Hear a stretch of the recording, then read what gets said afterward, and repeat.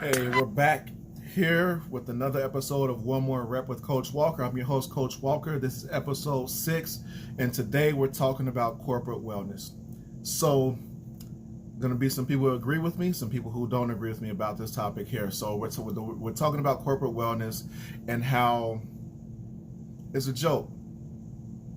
It's plain and simple. Not for the professionals who actually are in the field of corporate wellness, the health coaches, the strength and conditioning coaches, personal trainers, the wellness coaches, the life coaches, all those people, they are legitimately concerned about the wellness of the people that they serve. The reason it's a joke is because many of the companies who have wellness programs, corporate wellness programs that are for their employees, typically do those programs or have those programs in place for one or two reasons. One, to check the box for the ACA, or two, to save some level of money. So, and realistically, that's the main reason across the board, to where they're trying to save money on their healthcare premiums, and it all boils down to, like, if you're on the backside of, because I've been in this field since 2013, so I'm like nine years in the game. So I have 9 years of experience in corporate wellness to kind of see on the back end what it looks like, what the different programs look like, and the programs that we set up as wellness coordinators, strength and conditioning coaches, personal trainers, health coaches, all that stuff, because I've been in a number of those roles, and we put a lot of thought into them. We have grand ideas of what they should look like, and we put them together. And by the time they run through the legal department of a lot of these companies, or whatever their protocols are, they're so watered down that you can't really force anybody to, like, really do anything, or there's not the health benefits are now so watered down that you're only going to get the bare minimum, if that. And the only people who are going to reap the greatest benefits are the people who, like, really dial it in. And the other piece to all this is, a lot of companies, while they say, okay, we have a gym on site, we have these programs going on, they don't give employees enough time to actually do it. So if you work for a company and you get a 15-minute break, where's the time? And let's say you have to log on to a computer, log in and out of a computer because your job is computer related.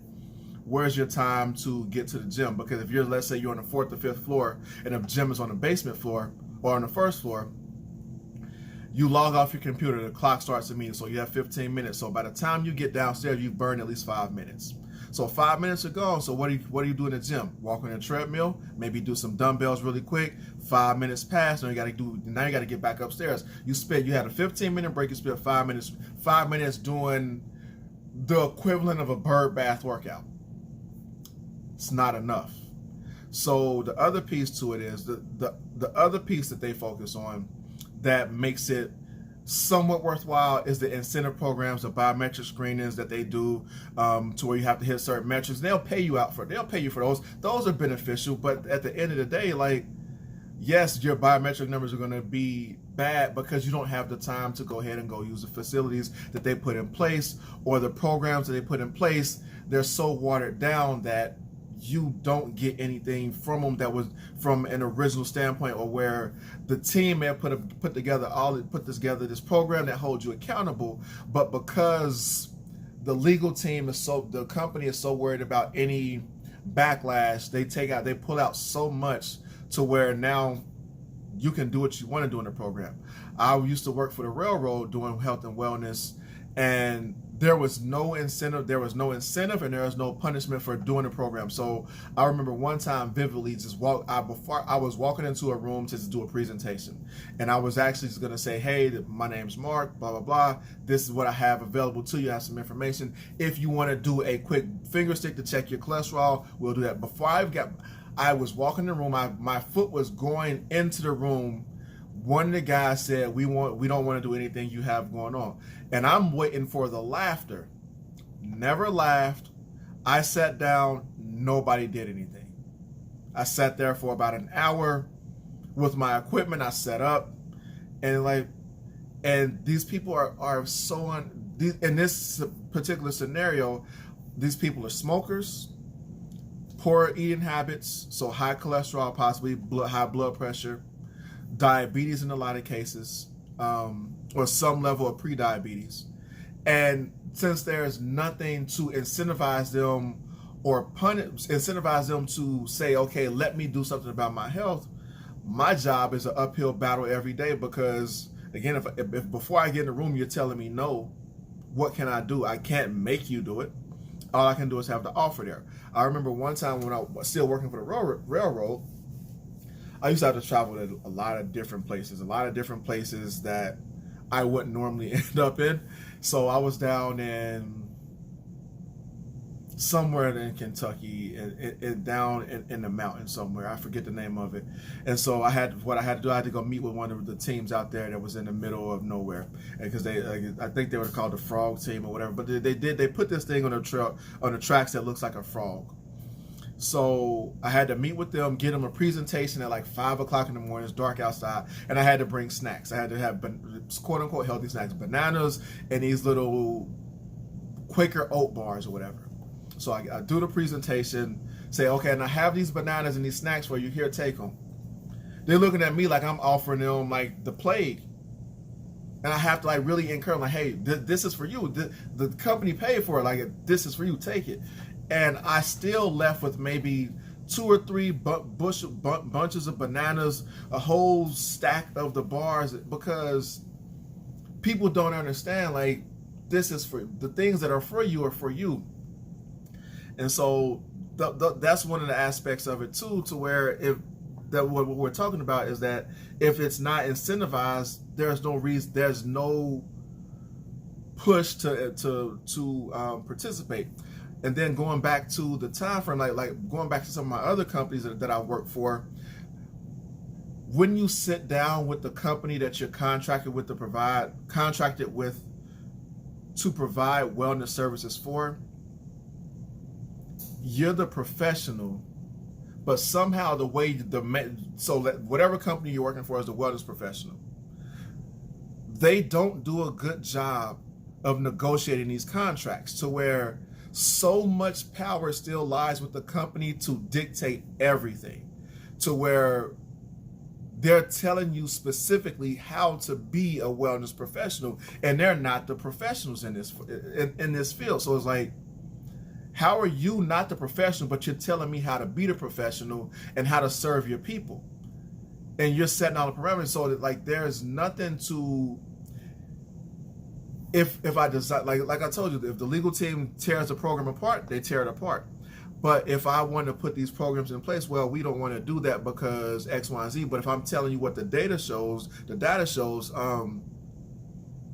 why not go with it?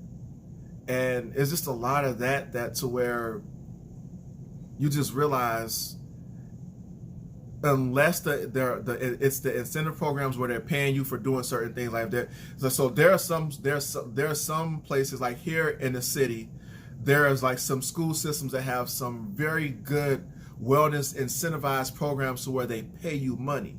So to do your biometric screening, get a PCP, your yearly exam, going to the dentist, all those types of things. They have plans where you get your spouse on there, and those are great because now they're paying you to do it. So there's an incentive to do these things. So we get participation that way. But a lot of companies, and this is the other drawback to it as well. People always have this WYSIWYG mentality. What's in it?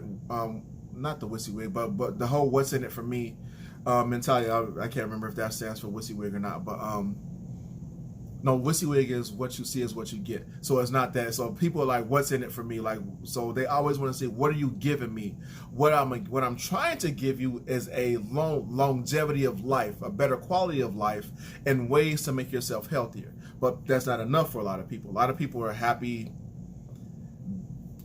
eating terribly on a regular basis, smoking on a regular basis, not exercise on a regular basis, basically killing themselves slowly. So companies, whenever I used to do health education, and I'm trying to get you signed for a program, I never leaned into the health benefits. If a company had a financial incentive, I leaned into that every time. And if I did 20 meetings, I got 18 or 19 people to sign up for the program. Just because you find out what people are motivated by, and they're motivated by money. They're not unfortunately, they're not motivated by health. And I think that's the other piece that makes corporate wellness a joke, because as much as we want to talk about it being for health and the health professionals that are in it, we are all about the health of the people that we serve. At the end of the day, it comes down to dollars and cents for both people on both sides of the fence, which I hate that term, both sides.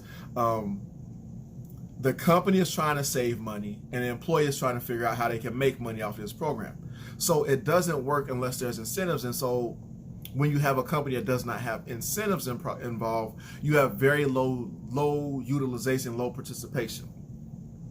For companies that have gyms on site, the best thing you can ever do to increase your productivity is actually give your employees time to actually take advantage of the facilities and whatever other programs you have in place. If I always have to rush and use the gym on my 15-minute break, or go to do my biometric screening on my break or whatever, I don't feel incentivized to go ahead and participate. That's just been the case. I have, again, 9 years. I've managed 9 or 10 fitness centers during this time frame. I've managed the wellness programs for multiple companies across the state, across multiple states. So I have firsthand knowledge and firsthand experience of seeing these things in place. And if you don't give employees time to participate, that's not taken from their own personal time, then your utilization and your participation will always be low. Unless you're paying them. If you're paying them for their time, they'll participate. But if you're not putting money in front of them, some type of incentive, or you're giving them time back, they're not going to participate. So if you want to fix corporate health and wellness, whether it be virtual programs, in-person programs, a hybrid model, you need to make sure you are giving employees time, some level of incentive. Punitive things don't always work, but I would say lean into the incentives, whether it be financial or time. Make it worth their while to where it's something that they want. Gift cards, a point system that turns into money at the end, reimbursement on doing certain activities that make them feel valued. If you do that, it'll help your bottom line, it'll help your productivity, it'll help you across the board if you actually make the program better and you let the fitness professionals, the health and wellness professionals actually do their job. Let them use the skill sets that they went to school for, they got their certifications, got their degrees for. Let them use that and you'll see your business boom. Don't crap on them because you want to save the bottom line. That never becomes an issue. In 9 years, I've never once seen anybody come back and say, oh, I participated in your wellness program, I didn't like this, or this happened, or I felt discriminated against, because 9 times out of 10, or realistically 10 times out of 10, nobody that's coming on site for a wellness program to be a professional is trying to discriminate against anybody or try to make you feel bad about your health, because that's not the mentality of a wellness professional. It's to meet you where you're at and help you get to where you're going. So make wellness programs, make corporate wellness programs better by actually doing the work, and let the professionals be the professionals, and change the way in corporate wellness companies, change the way you negotiate your contracts. Negotiate to be in a level of power. Don't be negotiating to have a 70-30, 80-20 agreement to where you're on the minority of the power. Make it on equal footing. Do better in your negotiations. Companies that are hiring wellness companies, do better on understanding what you're hiring them for, and everything will be better across the board. This is Coach Walker. Maximize, improve, excel, train like you mean it.